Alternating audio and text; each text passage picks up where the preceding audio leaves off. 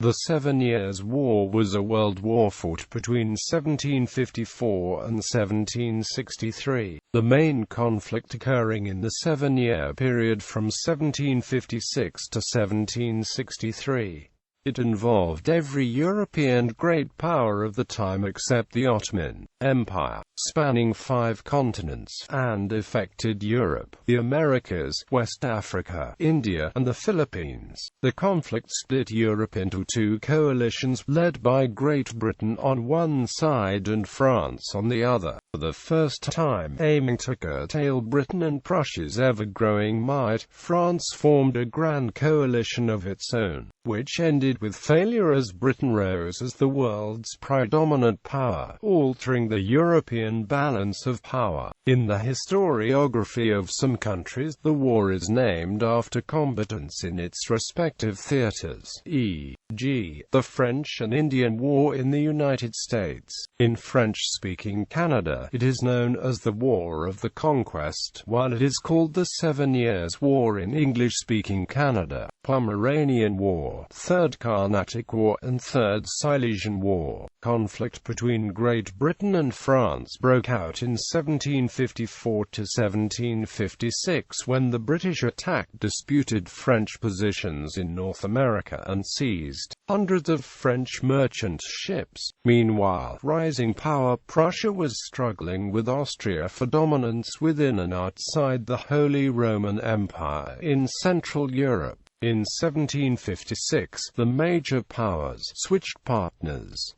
Realizing that war was imminent, Prussia preemptively struck Saxony and quickly overran it. The result caused uproar across Europe. Because of Prussia's alliance with Britain, Austria formed an alliance with France, seeing an opportunity to recapture Silesia, which had been lost in a previous war. Reluctantly, by following the Imperial Diet, most of the states of the empire joined Austria's cause. The Anglo-Prussian alliance was joined by smaller German states. Sweden, fearing Prussia's expansionist tendencies, went to war in 1757 to protect its Baltic dominions. Seeing its chance when virtually all of Europe opposed Prussia, Spain, bound by the Pacte de Famille, intervened on behalf of France, and together they launched an utterly unsuccessful invasion of Portugal in 1762. The Russian Empire was originally aligned with Austria, fearing Prussia's ambition on the Polish-Lithuanian Commonwealth, but switched sides upon the succession of Tsar Peter III in 1762. Many middle and small powers in Europe, unlike in the previous wars, tried to steer clear away from the escalating conflict, even though they had interests in the conflict or with the belligerents, like Denmark. Norway, the Dutch Republic, a long-time British ally, kept its neutrality intact, fearing the odds against Britain and Prussia fighting the great powers of Europe, and even tried to prevent Britain's domination in India, Naples, Sicily, and Savoy, although sided with the Franco-Spanish alliance, declined to join the coalition under fear of British power. The taxation needed for war caused the Russian people considerable hardship,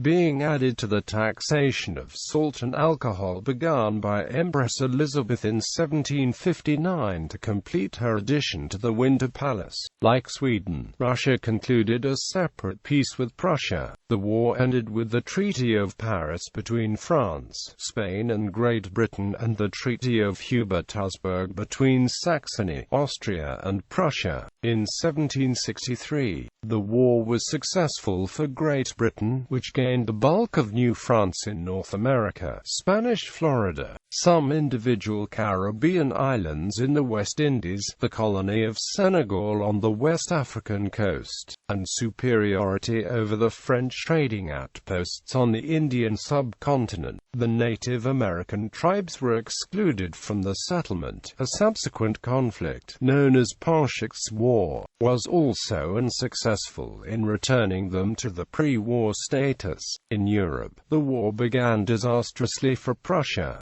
But a combination of good luck and successful strategies saw King Frederick the Great manage to retrieve the Prussian position and retain the status quo ante bellum. Prussia emerged as a new European great power, although Austria failed to retrieve the territory of Silesia from Prussia. Its military prowess was also noted by the other powers. The involvement of Portugal, Spain and Sweden did not return them to the former status as great powers. France was deprived of many of its colonies and had saddled itself with heavy war debts that its inefficient financial system could barely handle. Spain lost Florida but gained French Louisiana and regained control of its colonies, e.g., Cuba and the Philippines, which had been captured by the British during the war. France and Spain avenged the defeat in 1778 when the American Revolutionary War broke out, with hopes of destroying Britain's dominance once and for all. The 7 Years' War was perhaps the first true World War, having taken place almost 160 years before World War I and influenced many major events later around the globe. The war restructured not only the European political order, but also affected events all around the world, paving the way for the beginning of later British world supremacy in the 19th century, the rise of Prussia in Germany, the beginning of tensions in British North America, as well as a clear sign of France's eventual turmoil. It was characterized in Europe by sieges and the arson of towns as well as open battles with heavy losses.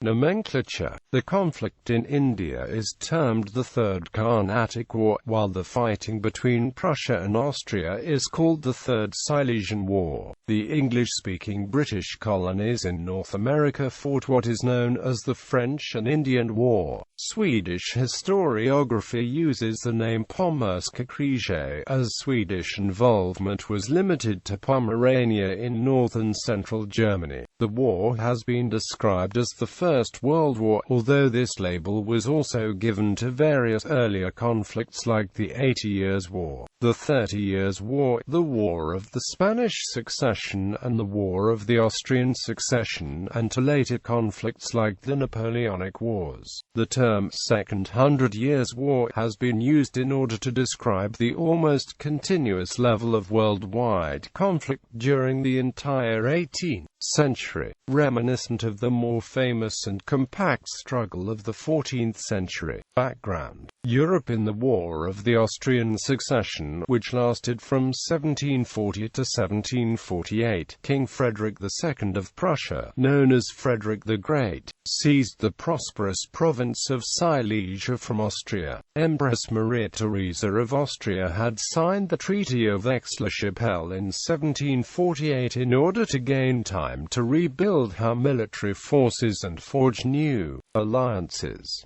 The War of the Austrian Succession had seen the belligerents aligned on a time-honored basis. France's traditional enemies, Great Britain and Austria, had coalesced just as they had done against Louis XIV. Prussia, the leading anti-Austrian state in Germany, had been supported by France. Neither group, however, found much reason to be satisfied with its partnership. British subsidies to Austria produced nothing of much help to the British, while the British military effort had not saved Silesia for Austria. Prussia, having secured Silesia, came to terms with Austria in disregard of French interests. Even so, France concluded a defensive alliance with Prussia in 1747, and the maintenance of the Anglo-Austrian alignment after 1748 was deemed essential by the Duke of Newcastle, British Secretary of State in the ministry of his brother Henry Pelham. The collapse of that system and the aligning of France with Austria and of Great Britain with Prussia constituted what is known as the diplomatic revolution, or the reversal of alliances. In 1756, Austria was making military preparations for war with Prussia and pursuing an alliance with Russia for this purpose. On June 2, 1746, Austria and Russia concluded a defensive alliance that covered their own territory and Poland against attack by Prussia or the Ottoman Empire. They also agreed to a secret clause that promised the restoration of Silesia and the Countship of Glatz to Austria in the event of hostilities with Prussia. The real desire, however, was to destroy Frederick's power altogether, reducing his sway to his electorate of Brandenburg and giving East Prussia to Poland, an exchange that would be accompanied by the cession of the Polish Duchy of Courland to Russia. Alexei Petrovich Graf Bestujev-Ryumin, her Chancellor of Russia under Empress Elizabeth, was hostile to both France and Prussia, but he could not persuade Austrian statesman Wenzel Anton von Kaunitz to commit to offensive designs against Prussia so long as Prussia was able to rely on French support. The Hanoverian King George II of Great Britain was passionately devoted to his family's continental holdings,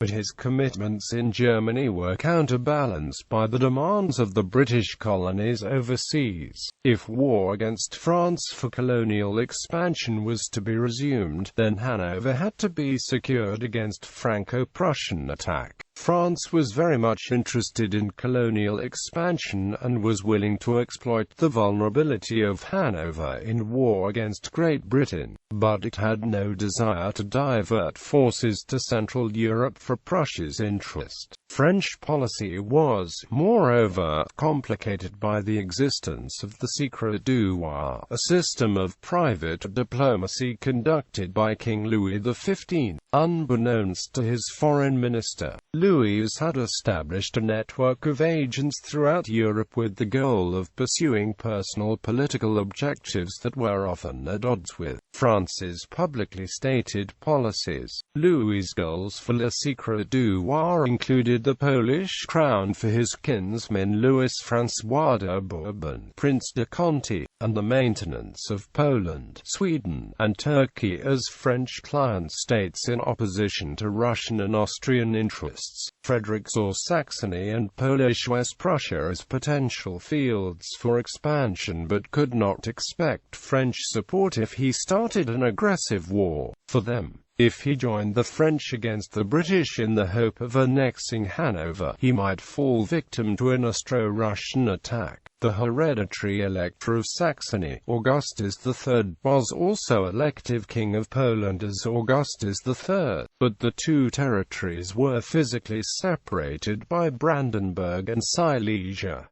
Neither state could pose as a great power. Saxony was merely a buffer between Prussia and Austrian Bohemia, whereas Poland, despite its union with the ancient lands of Lithuania, was prey to pro-French and pro-Russian factions. A Prussian scheme for compensating Frederick Augustus with Bohemia in exchange for Saxony obviously presupposed further spoliation of Austria. In the attempt to satisfy Austria at the time, Britain gave their electoral vote in Hanover for the candidacy of Maria Theresa's son, Joseph II, is the Holy Roman Emperor, much to the dismay of Frederick and Prussia. Not only that, Britain would soon join the Austro-Russian alliance, but complications arose. Britain's basic framework for the alliance itself was to protect Hanover's interests against France. At the same time, Kaunitz kept approaching the French in the hope of establishing just such an alliance with Austria. Not only that, France had no intention to ally with Russia, who, years earlier, had meddled in France's affairs during Austria's succession war. France also saw the dismemberment of Prussia as threatening to the stability of Central Europe.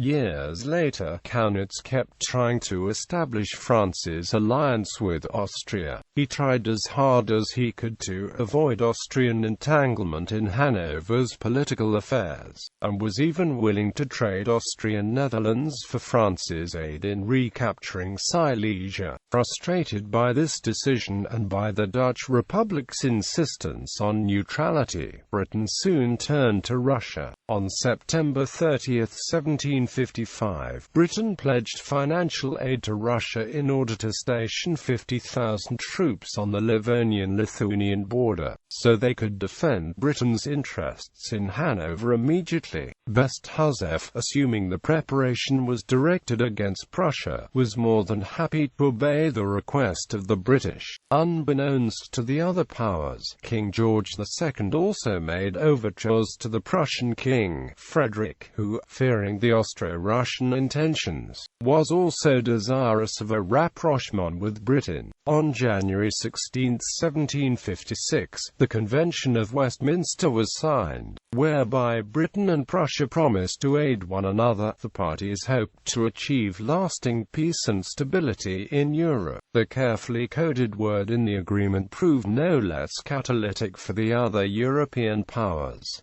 The results were absolute chaos.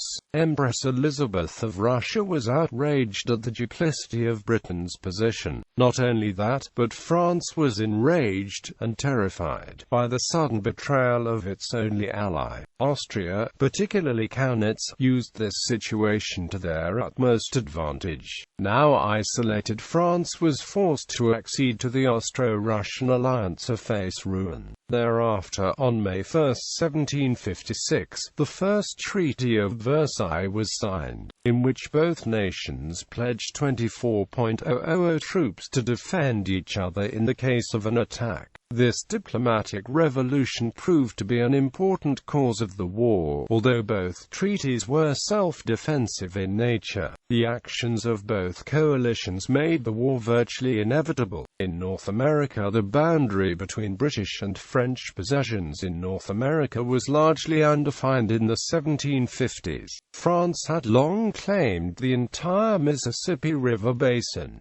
This was disputed by Britain. In the early 1750s, the French began constructing a chain of forts in the Ohio River Valley to assert their claim and shield the Native American population from increasing British influence. The British settlers along the coast were upset that French troops would now be close to the western borders of the colonies. They felt the French would encourage their tribal allies among the North American natives to attack them. Also, the British settlers wanted access to the fertile land of the Ohio River Valley for the new settlers that were flooding into the British colonies, seeking farmland. The most important French fort planned was intended to occupy a position at the forks, where the Allegheny and Monongahela rivers meet to form the Ohio River. Peaceful British attempts to halt this fort construction were unsuccessful, and the French proceeded to build the fort they named Fort Duquesne. British colonial militia from Virginia were then sent to drive them out. Led by George Washington, they ambushed a small French force at Jumonville-Glen on 28 May 1754, killing 10, including Commander Jumonville. The French retaliated by attacking Washington's army at Fort Necessity on 3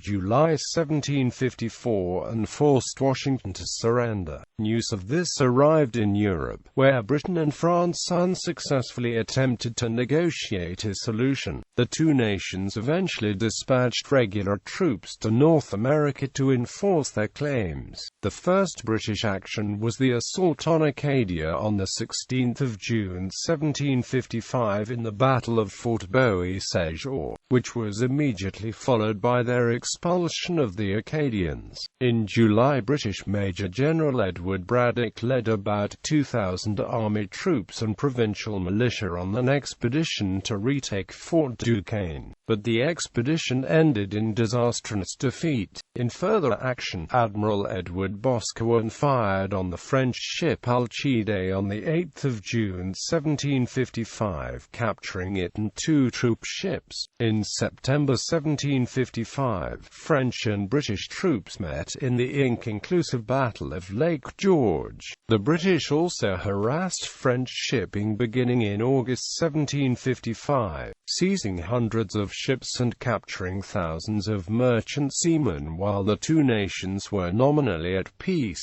Incensed, France prepared to attack Hanover, whose Prince-Elector was also the King of Great Britain and Minorca. Britain concluded a treaty whereby Prussia agreed to protect Hanover. In response, France concluded an alliance with its longtime enemy Austria, an event known as the Diplomatic Revolution. Strategies. For much of the 18th century, France approached its wars in the same way. It would let colonies defend themselves or would offer only minimal help, anticipating that fights for the colonies would most likely be lost anyway.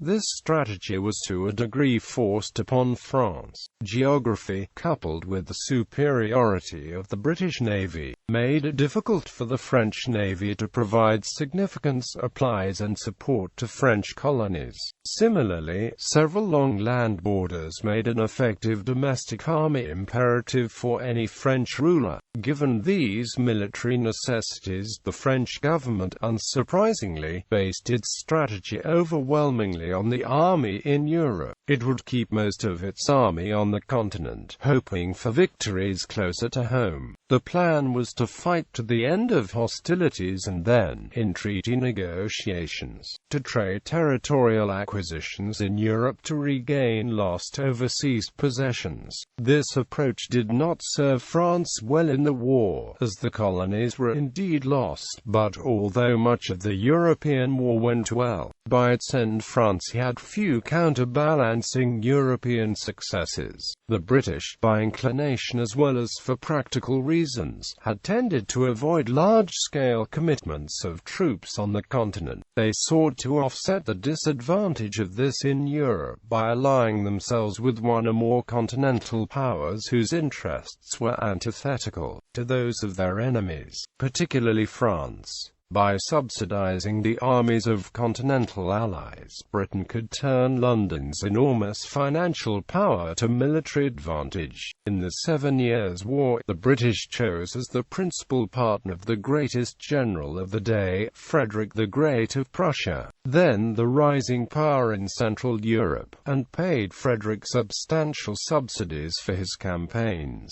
This was accomplished in the diplomatic revolution of 1756.